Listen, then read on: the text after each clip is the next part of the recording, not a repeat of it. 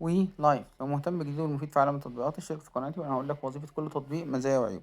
ولايف تطبيق محمله مليون مستخدم للمحادثات والدردشة ما بين الصبيان والبنات. طبعا كل ما بتيجي تخش عشان تعمل محادثة مع بنت بيقول لك يطلب منك كوين، الكوين دي فلوس، اشتراك شهري، تقدر تشتري كوين عشان تقدر تكلم البنت. كل مكالمة بكوين، كل رسالة بكوين، كل فيديو بكوين. والبنات في التطبيق ده متأجرين. تقدر عن طريق التطبيق دوت ان انت تتكلم مع بنات متأجرين، متبرمجين، عارفين هيقولوا لك ايه عشان يظبطوا الزبون، يدلعوا الزبون، يفرجوا الزبون.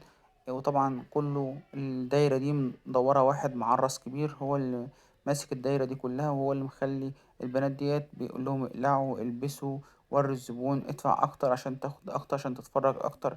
لكن هي هتحبك يا روح امك ولا انت هتحبها؟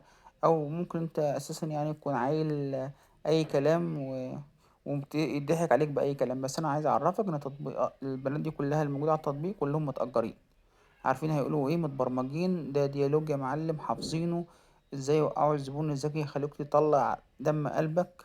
وبعد كده شكرا، التطبيق هيقفل معاك أول ما تخلص الكوين بتاعك. لو ما كنتش أعرف كل المعلومات دي وعرفتها من خلالي، شير ولايك وسبسكرايب، عرف غيرك عشان ما يوقعش في شراك الناس دي.